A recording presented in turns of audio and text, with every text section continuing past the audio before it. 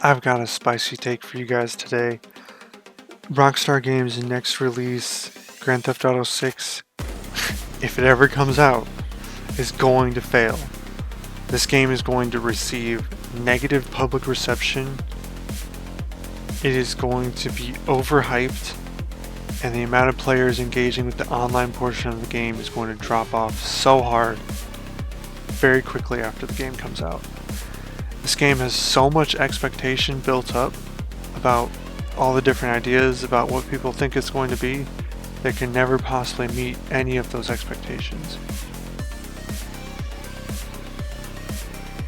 The game can't really choose between if it's realistic or if it is video gamey.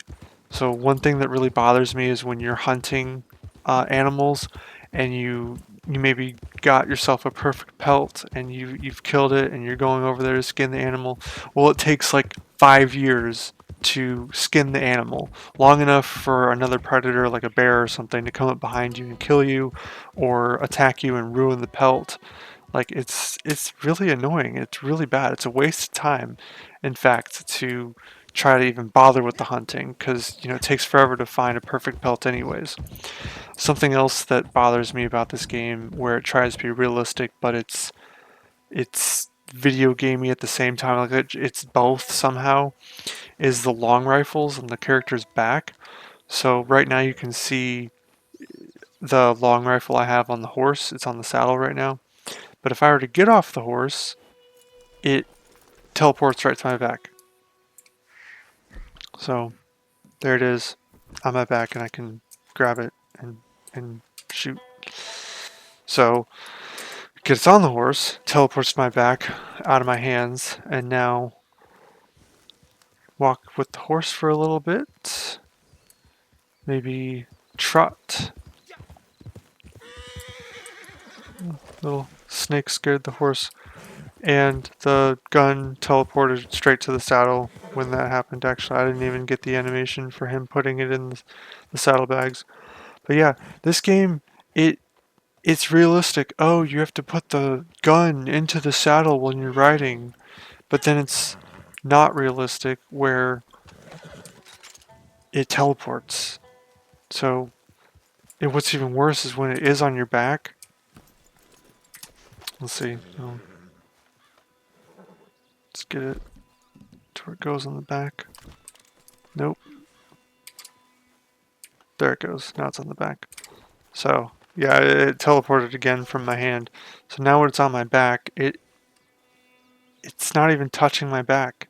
My character's back. They can't program a game to know if you're wearing a coat or just a regular shirt. So, yeah, that's another failure on Rockstar's part. They can't pick and they try to find some sort of balance, I guess. I guess that's their whole thing, is to find some sort of balance between the video gamey and the realistic elements. But in this case, it's so distracting that it ends up being a fail. The video games that focus on just being video gamey are more successful than a game like this that tries to do both and fails completely.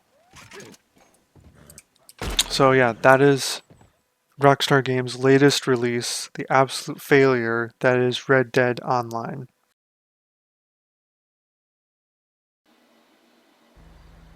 We should have known from the leaks that Grand Theft Auto 6 was going to be a failure.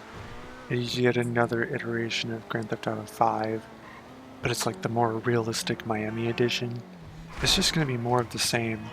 Grand Theft Auto 5 suffered from overrealism too. Controls for shooting are clunky. The first person mode is terrible. You have this weird floaty motion that happens when you're moving your character in first person mode. The game is supposed to be touted for its advanced driving physics, but the arcadey driving, it's terrible. It is not fun. It is not appealing. You can see me struggling to drive now in the cinematic mode. But every time they release new vehicles, which this is one of the new vehicles in the last couple of years, it's the D10 Corvette. Every time they release, oh, that guy's fine, by the way. Every time they release a new vehicle in DLC, it just it can't really compete with the previous release of vehicles because there's an upper limit to how fast a vehicle can go, and they reached that a long time ago. So every time they release new vehicles, it's just more about nostalgia bait and trying to get you to buy some new feature instead of a new supercar. So they've they're just milking Grand Theft Auto 5 at this point with each DLC. But they release new vehicles on the regular. They're supposed to be better than the last round of vehicles, but they're just not. They have all the same problems, and Grand Theft Auto 6 is going to have all of those same problems all over again. The driving is going to be terrible, the shooting controls are going to be terrible, and first person mode is going to be a waste of time to even try to bother with. And the field of view is always bad on these games, and it's not even going to be 60 frames per second until they release it on PC, so it's not even worth trying to play on console because it's just going to make people nauseous. All that to say, people have an idea of what this game will be, but their hype is building up way too much expectation. This game is going to fail just because of how much people are hyping it up. This is Cyberpunk 2077, No Man's Sky, Starfield, all over again. There's a bunch of hype for this amazing game that's going to come out, and then it finally releases and it is a disaster.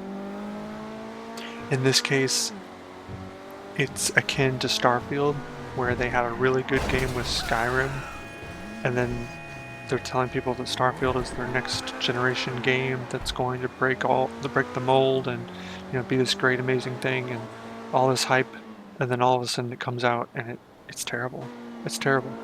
It's going to be the same situation with Rockstar, with Grand Theft Auto 5 being record-breaking, kind of an game, but when Grand Theft Auto 6 releases, it's going to have all this hype, and people are going to realize it's just more of the same garbage, and it's going to have all the same problems, and the arcadey driving is still going to be a problem, and it's just not going to be what people think it's going to be. It's not going to be this amazing thing that can do everything. It's just going to be bad. They've milked Grand Theft Auto 5 for too long, and the consequences are on their way.